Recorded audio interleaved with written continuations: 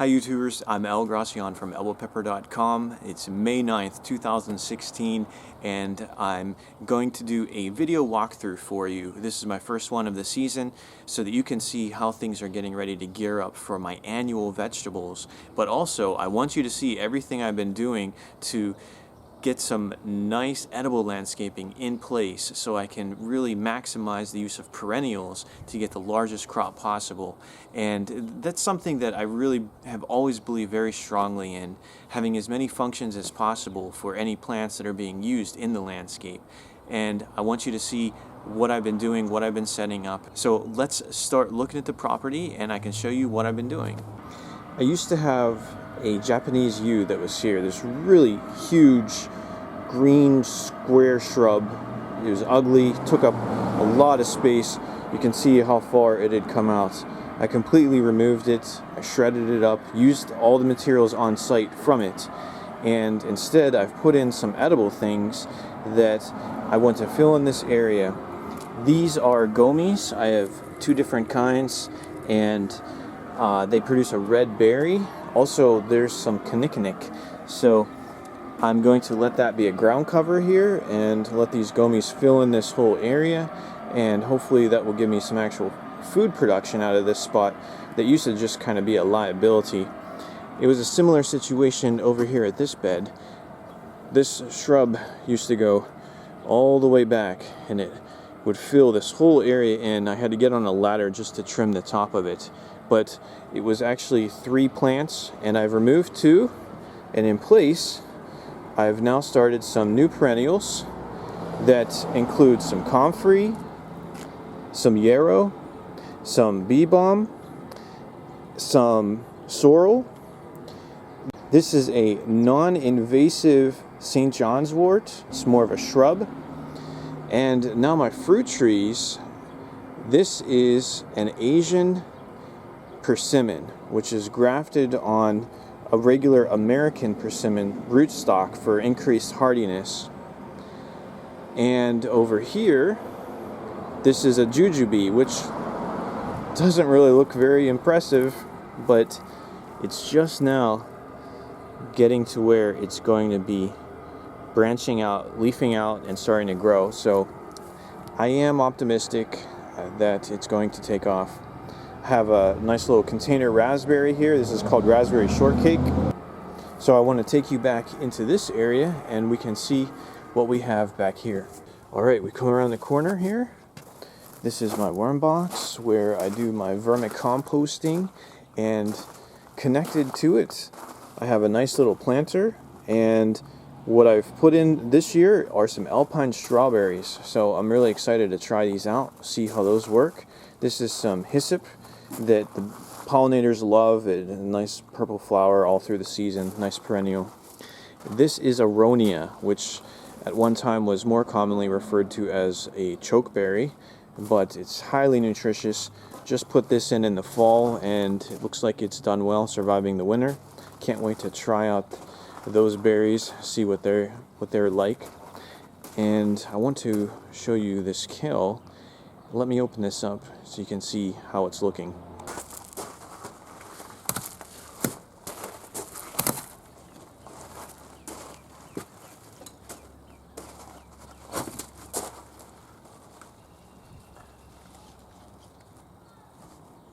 I have 9 plants that I've put in here, and this stuff is just looking so great, so healthy. I don't intend for this space to continue to support 9 plants in this area. I'll eventually be thinning these out, but in the meantime, while they're relatively small, and yes, this is still pretty small, I can support that many plants. So I figured, why not maximize my yield while I can. As they get bigger, I can reduce the number that are in there and make as much use of these all throughout the entire growing season. These will keep going right until the first hard frost. I've got my box all prepped for my peppers, and I'm going to put watermelons in here. I'm not going to do the ground cherries here this year. We still have a bunch frozen from the previous season. Now here I have my 2 columnar apples, and This one has still not yet set any fruit. It hasn't blossomed yet, but this one definitely has some fruit that has set, and I've already begun to thin those out. That way I can get the biggest yield as possible. I have some strawberry plants occupying the ground cover area, and behind them I even have some garlic that I intend to leave in, kind of allowing it to go wild, to just kind of stay there as a pest deterrent, something to fill in this space and make as much use of the space as possible. Over here I have strawberries, some peas that I'm trying out until I put beans in later, and these are the best looking strawberry plants that I've ever had. They're just going crazy, and we're not just looking at actual vegetative growth, but we have already here on May 9th in Zone 6 fruit that is setting, and multiple strawberries per plant. These are doing really well. I'm really happy. And here I have one of my best performers for blooming all through the season, just needs deadheaded once midsummer. This salvia, bees love it, all the pollinators love it, and it's kind of hard to see, but I'm hoping I'll have some activity on this. This is New Jersey tea, and it's a nitrogen fixer.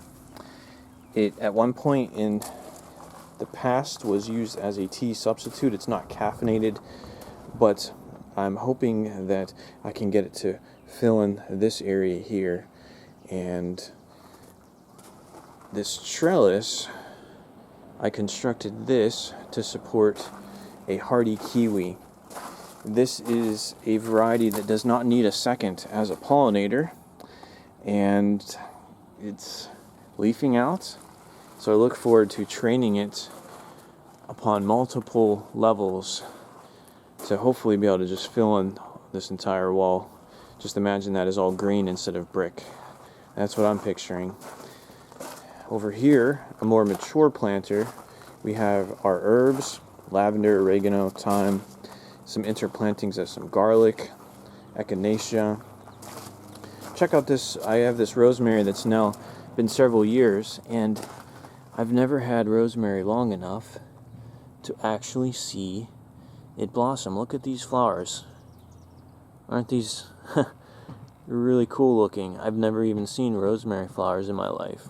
So I've been bringing it inside in this container every winter, and it looks like it's worked out.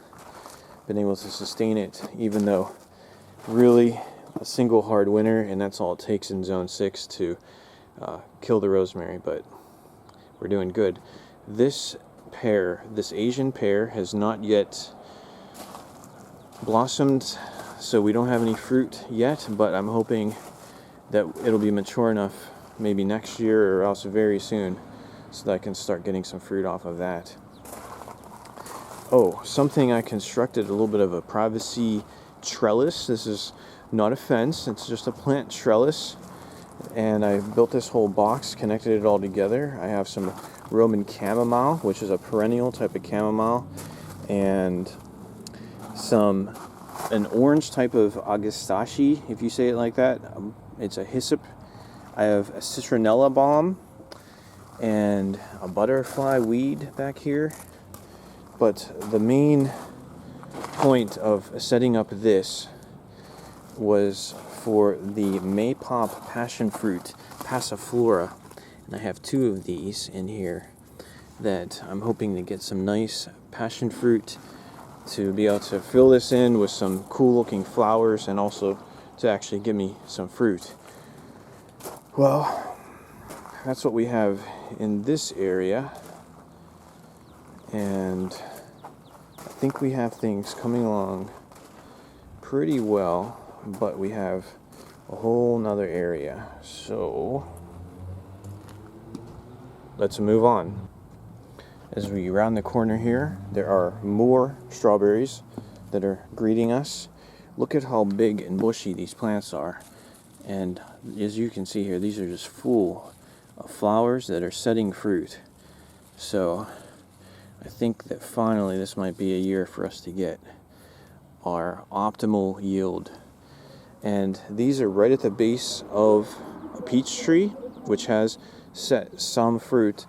We actually lost a lot of blossoms that were damaged by a hard frost that came partway through the spring, and so that was upsetting, but it was nice to see that we did at least get some fruit that set on these. The apricot is in the middle. We've got the peach here. We have another peach here, and already this is starting to make a nice visual barrier. It's basically like a fruit shrub. Right here is where my annual gardening is done. Besides that first box we looked at, I have these totes, sub-irrigated, holds lots of water. I can grow corn, all kinds of different things in here. I just built these two. I'm working on a tutorial right now that you'll see in the future of how to build one of these types of things. But this is already growing. We got our purple broccoli in here. So, never grew purple broccoli before. Can't wait to see how that works out. And this is my third year with potatoes. These plants are looking pretty good. I'm going to be able to raise this up, mound it up a little bit more with more dirt pretty soon here. So I'm going to see if the variety I selected, it's a German butterball, I'm going to see if they work better for me. Plus an earlier planting time, so I'm hoping that that helps out for even better yield. Now if we look around here, kind of give you an overview of more of the site. And right here I put in this fruit tree just this season.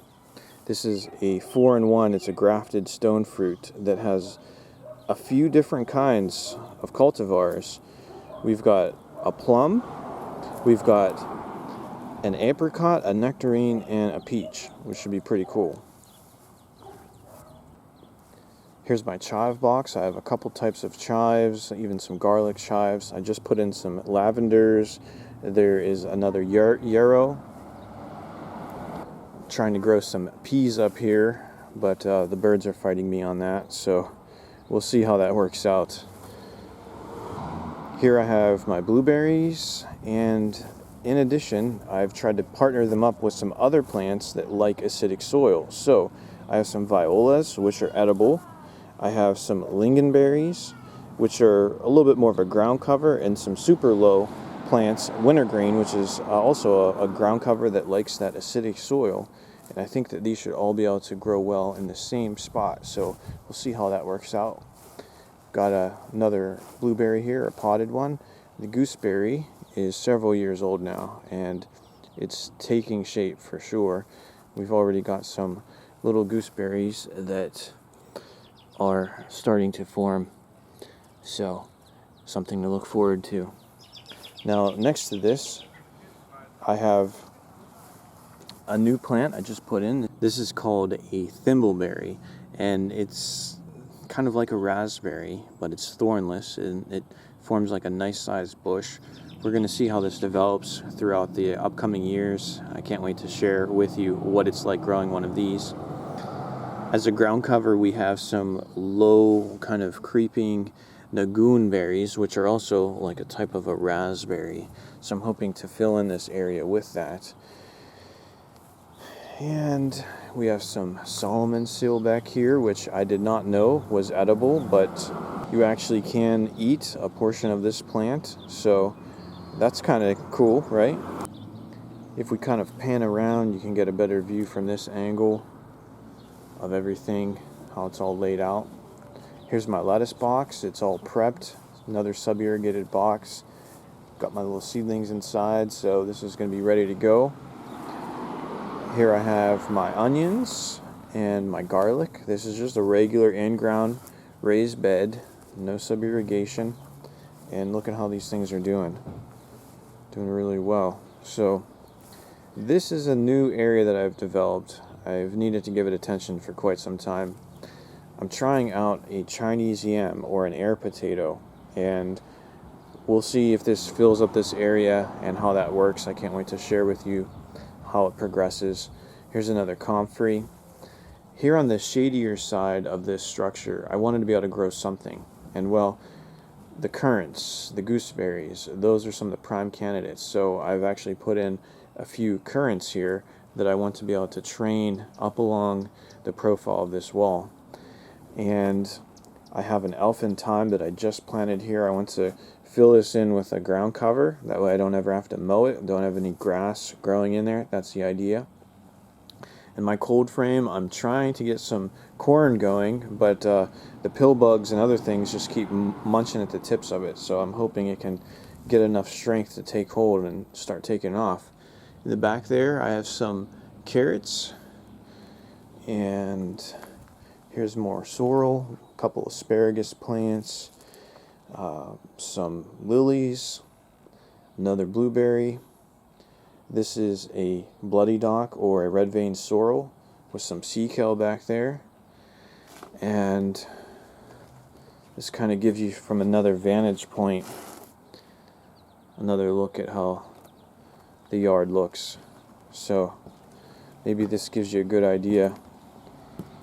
I'm going to be planting my beans, my runner beans, scarlet red runner beans, that will fill up this whole area. It'll be trellised again this year. Creates a nice visual barrier, a lot of flowers that the bees like, and you can eat the beans, so it's win-win-win. I think that's enough to really give you an idea, a picture of how things look. Well guys, there you have it. That's how things are shaping up. I'm trying to give a lot of attention to my annual vegetables now at this point in the year, but I've been working really hard to try to get as much fruiting perennials, edible, herbal perennial things as I can established. And I think finally things are starting to pull together. It's been a lot of work up front, but I'm already starting to see how some of that work is beginning to pay off. And I know that the dividends will increase very greatly as we go forward into the future. So hopefully this has given you some inspiration, some ideas of how you can arrange plants together and how you can squeeze as much food production out of your property as possible. Companion planting, fruit tree guilds, backyard orchard, high density bio-intensive planting, edible landscaping, all of these are ideas that I love. I try to learn as much about and try to integrate where possible, using natives and using any other plant that meets the needs for what I'm trying to accomplish. Thanks for watching. I appreciate all of your support on my channel, and I look forward to having more things coming out soon that I can share with you guys. But in the meantime, I hope that you have a successful growing season as you plan out what you're going to do this year. Share some of the projects that you've got coming up, and hopefully we can all have a great growing season. Thanks for watching. Please subscribe if you haven't already, and as always, happy gardening.